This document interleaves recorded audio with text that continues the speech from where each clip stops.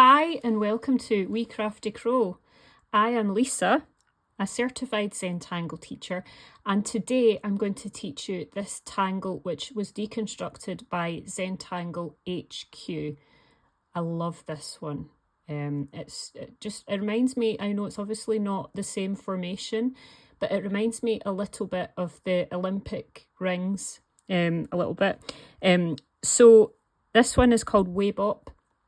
I'm just going to show you a few examples of the way that I have drawn this tangle before. So you can have it so that Waybop is all kind of circular shapes. This one here is more of a combination of the circular shapes and teardrop shapes. This one here, I've got lilac in it and I've got flowers pattern in the background. And then I've got this one here, which has some red orbs. And the final one that I have is another version of it. I'm just going to zoom out very slightly. Is another version of it where it's just the rings. So I'm going to get started on this today. I'm not going to use any colours in this one today. I'm just going to be using the black and white. Done quite a few tiles recently on a Renaissance tan tile, but today I'm just going to get started just with this classic Zentangle tile. So I'm not going to do dots and a border for this one. What I'm going to do to get started is to do a circular-ish, orb-ish shape in the middle. Well, not orb-ish, just an orb shape. So that, you know, this tile is 3.5 inches squared, so that will give you some kind of indication of the size of this. It's definitely bigger than I was going to say a 2p piece, but if you're in America then that might not mean much to you. It's about that kind of size on my pencil. I would say maybe about 1.5 inches, 2 inches across. So once I've got the pencil string down, that's the end of the string, once I've gotten that down, I'm going to add a rice shape that's going to go basically in each of the main compass directions. So I'm putting one north and south. These ones would have been east and west, but I've obviously rotated the tile.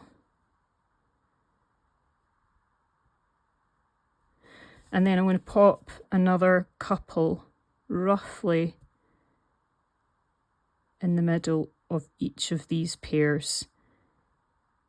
Now you can do Waybop. I've seen a video that Anitsa Gabrovitz did, Zen Linnea.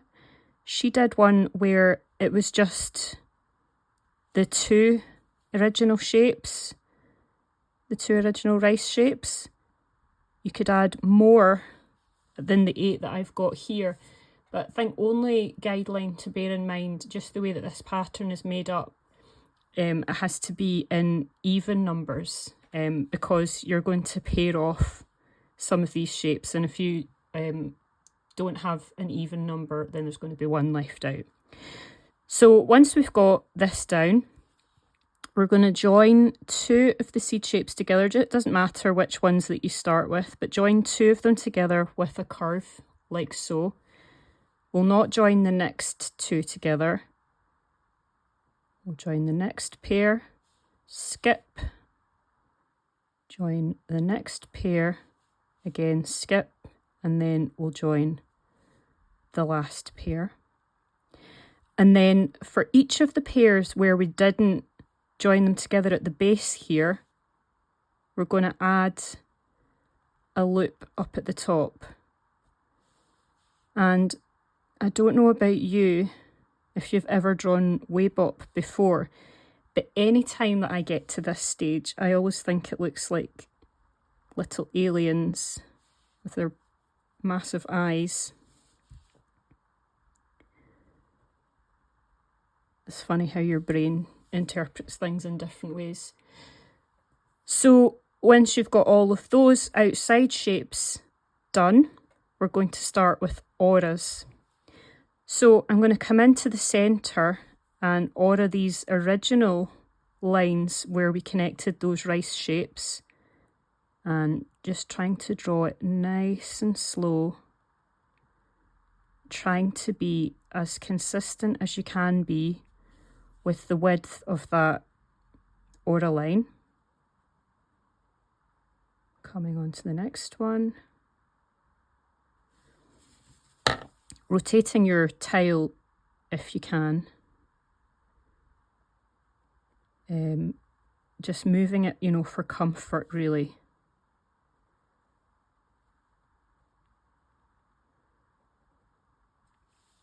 Okay. And then the next step is to move on to auraing the outside curved lines that we did. Just in the exact same way. Just drawing it nice and slow. You could, if you would like, lift the pen off the tile if you feel like you need a wee brief break from it.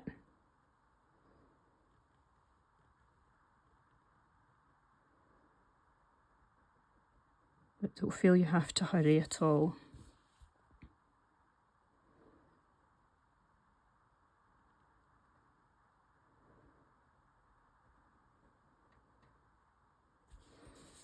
One last one.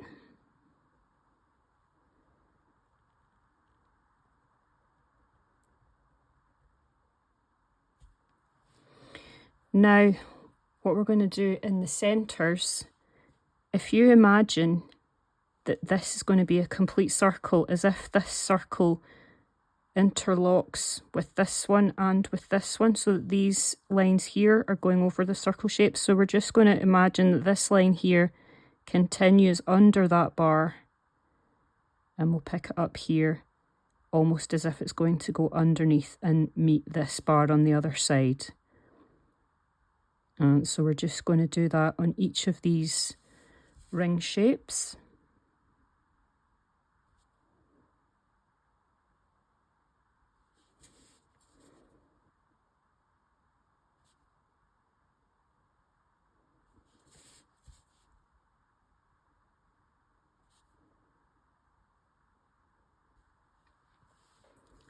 And then for the outside bits here, this is where you can decide what to do. As you've seen already, I had a tile where I did it so that it was a teardrop shape, but I also had where they were all orbs going around.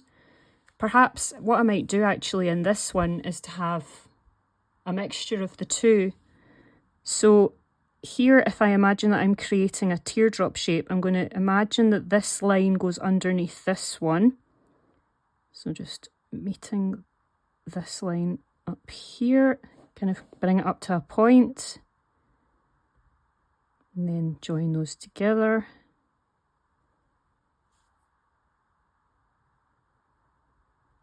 Just like so. And it doesn't matter if the tile just kind of isn't quite wide enough for your pattern. It can just disappear off the page slightly. I'm going to do a circular one here, so we're meeting those lines together. And then in this direction as well. This one is going to be a teardrop.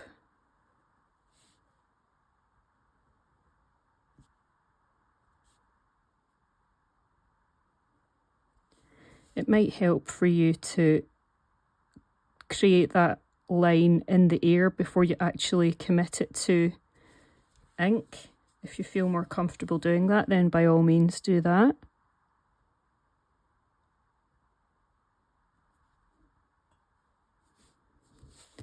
And you can experiment with whether you feel comfortable having the line drawn towards you or away from you. I feel more comfortable drawing towards me, but you might find that you prefer it the other way around or side to side.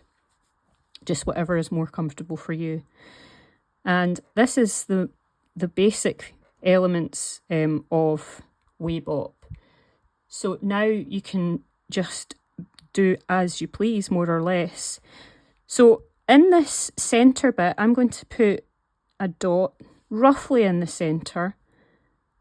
You can completely do another filler pattern in here if you like, but all I'm doing is going from the centre to each of these points, and I'm putting a rice shape or a petal shape down. They can overlap each other slightly, as this one is done here.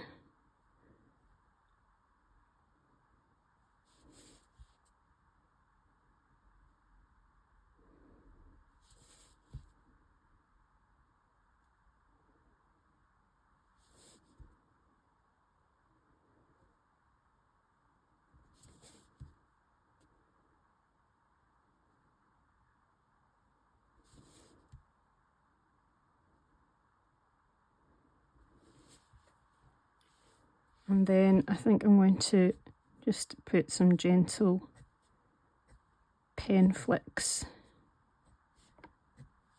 around the outsides. And I think actually I'm going to ink these bits in.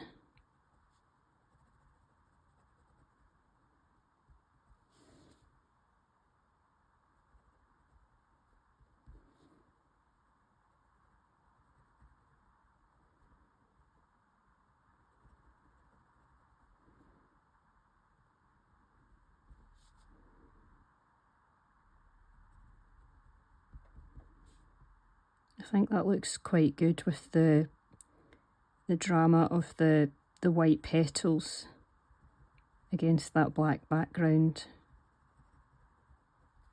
And it's always quite relaxing to ink in. I find anyway. I sometimes used to get a bit impatient if I was inking large areas at a time and just wish that I'd be a bit further ahead, but there's never any hurry for these things, so just take your time and don't rush anything. So I'm just wondering what to do in the other bits. I think in these spaces here where I've got the rings interlocking with the kind of more teardrop shapes, I'm going to add a bit of striping in these two spaces that we've got opposite one another.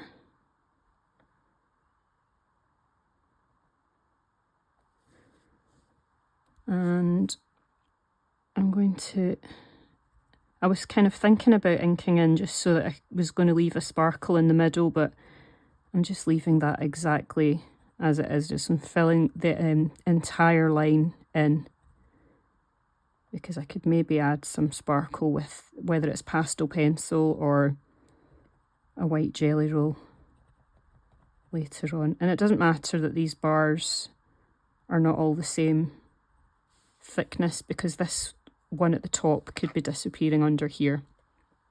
It's all non-representational, isn't it? So it doesn't really matter.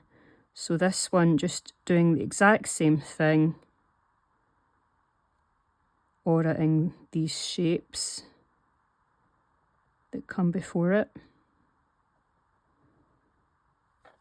And what you can do as well is you can decide whether to ink your striping in so that it's on either side. I'm just going to put these stripes just in the centre here.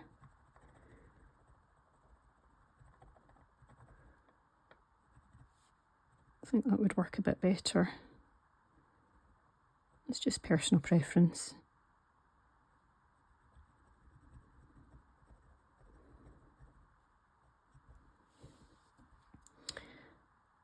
And I think, actually we've got 4 of these stripy things, haven't we? So I'm going to do the stripes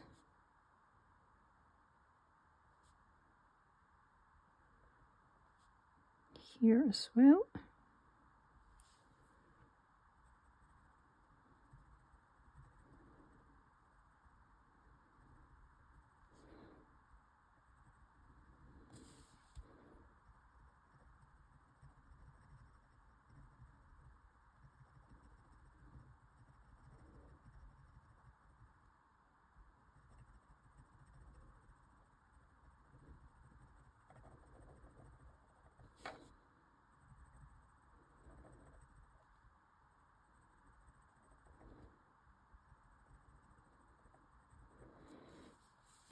we'll do this last one here.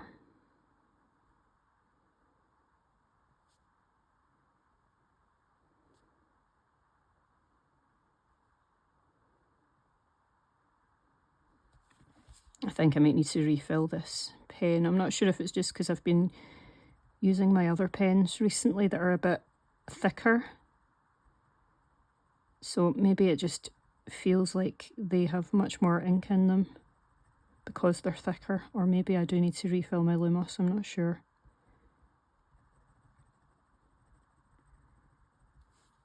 But this Lumos pen does have quite a thin nib on it, so it's almost as if I'm colouring in this space with the equivalent of a micron 01 or a micron 02. The nib that I currently have in this Lumos is an 03, a 0.3, and I believe that they run slightly smaller than the micron sizes. So that's the striping that I'm going to do for these. The other spaces that I've done where I've got the 2 teardrop shapes and the other 2 rings, I'm going to leave them with no fillers in them. I am going to add some orbs in the original rice shapes that I did though. And then I'm going to ink in any space that we have left.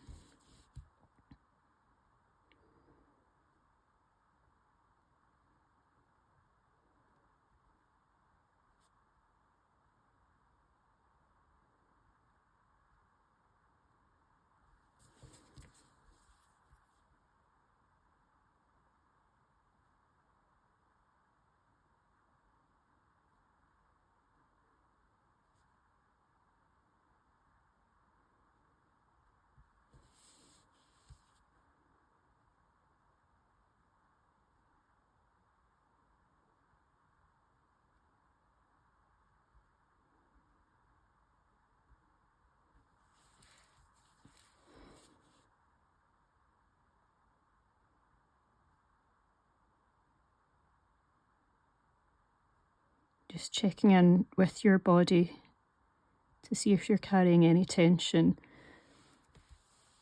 I'm always feeling like if I just actually take the time to notice, I always feel like my shoulders are always quite tense and my neck as well. Just relax your body off if you're feeling that you're carrying a bit of tension.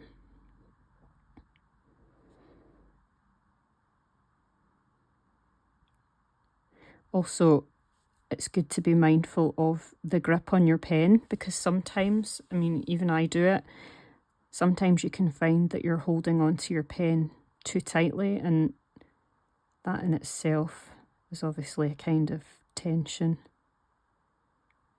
This is all supposed to be about relaxation and all of that good stuff. So I think that's me from a point of view of tangling today. So I'm going to move on to some shading.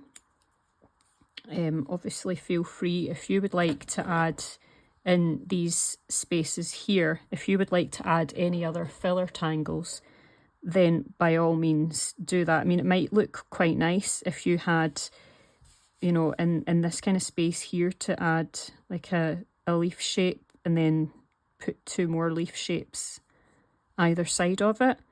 I just think I'm going to leave that blank just now. Possibly I'll add in some other filler tangles later on, I'm not sure, but I quite like it just now. All I'm doing here with my pencil is wherever I've got bars over the top of any other ones, I'm just adding a little bit of graphite just to add the dimension, because the shading will always push the element on top of it up.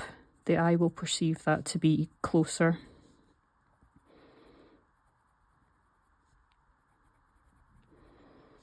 And I always find it easier, I don't always practice what I preach, but I usually find it easier to point the pencil in to the line that I'm drawing at, So what I mean by that is I usually avoid drawing over a line like this, but it's not like, you know, if you do draw it like that, obviously it's not a bad thing. It's just sometimes a bit more easy to be, or a bit easier to be precise, you know, if you're drawing your pencil point right to the line that you're wanting to place it at.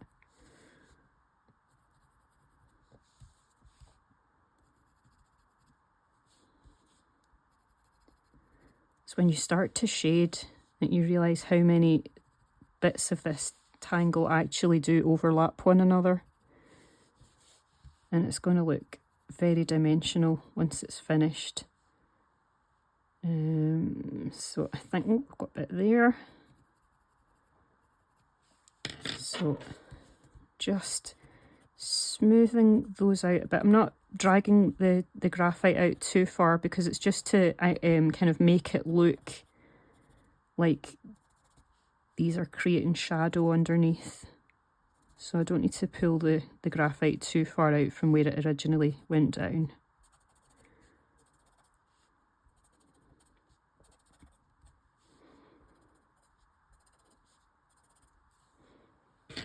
Bit that I missed.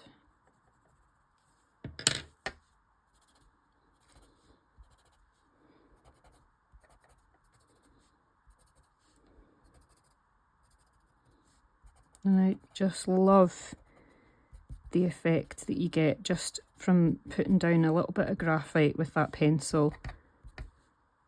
It brings everything to life. When it comes to this centre line, I'm going to put, centre shape rather, I'm going to put a bit of graphite in each of the centres of those petals and bring that up a little bit. I'm going to put a little bit around the edge, not on the black, because not only is there not much point in putting it on the black because it'll hardly be seen because the black is so dark, it also might be that you make your tile a bit shiny.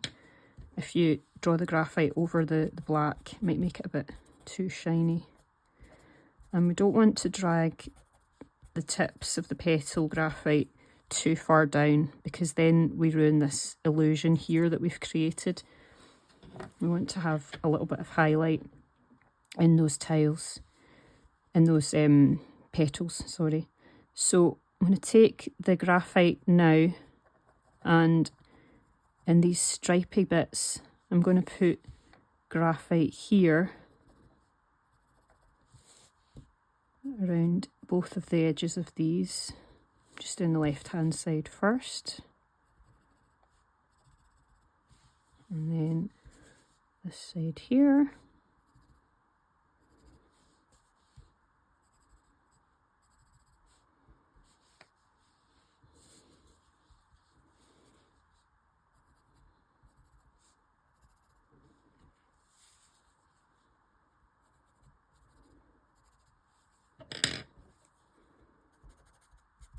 And then doing exactly the same as before, just easing that graphite a little bit. Now this graphite can come a wee bit further out because this isn't so much for creating shadow, this is more about adding interest to the filler tangle that's in the centre between the two shapes. I'm going to add some white pastel pencil in there. I'm going to create a centre line up here in the white pastel pencil. That's going to look really cool. And I'm going to go to these other sections here where there aren't any patterns and basically do the same. I'm actually going to put pencil here too. Just putting the pastel, the graphite pencil down around any of these edges. It's all just about adding interest.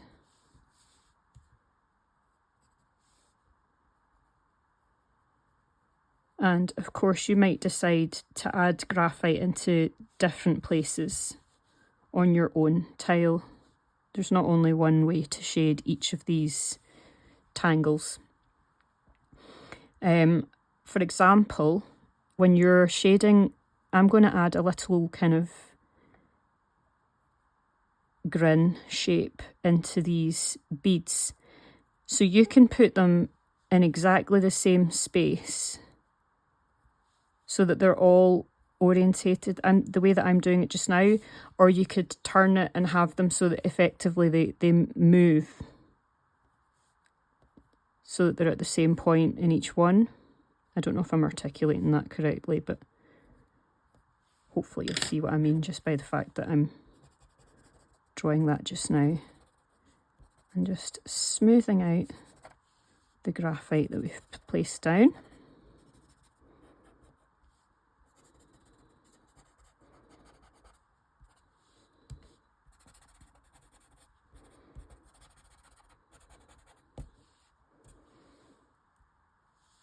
I think we've got all of that because we've smoothed out the stripes.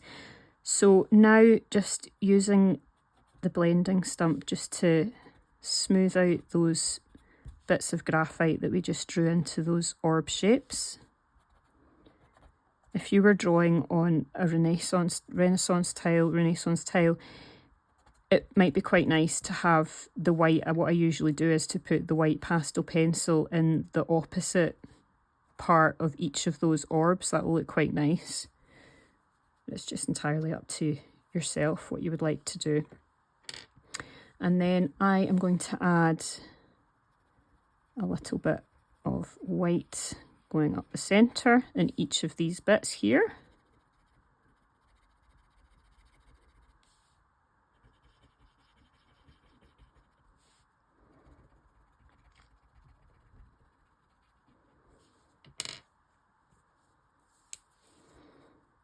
And then just smooth that out gently.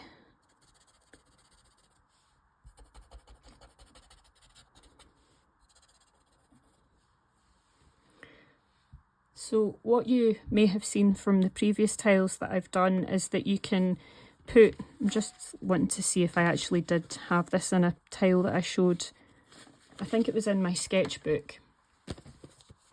You know, you can have the rings themselves can have patterns in them, so you can have Knightsbridge or the Doodah pattern.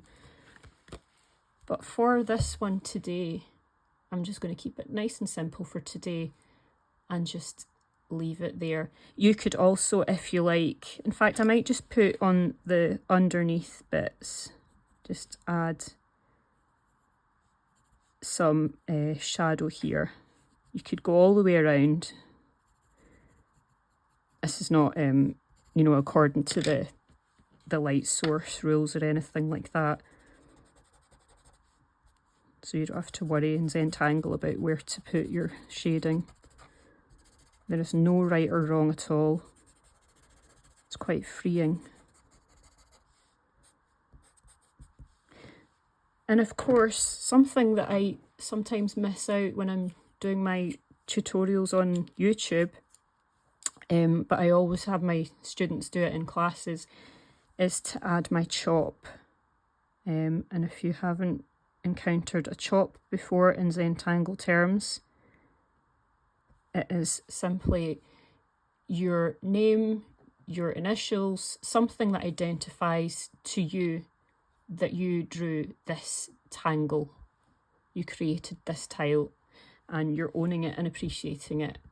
So I hope you've had fun today. I certainly did. I love Waybop. It's just so versatile, the way that you can decide to put filler tangles in the middle parts, or you can actually put filler patterns in these shapes that interlock with each other. So you can just do so many different things. You can have different fragments in the centre here. The world is your oyster. So thank you so much for following along. If you have enjoyed this video and you haven't subscribed yet, please do subscribe, as it just means that you won't miss out on any future tutorials that I do. I do a tangle once a week. It tends to be on a Wednesday that my videos come out. So keep your eyes peeled for that if you'd like to see more.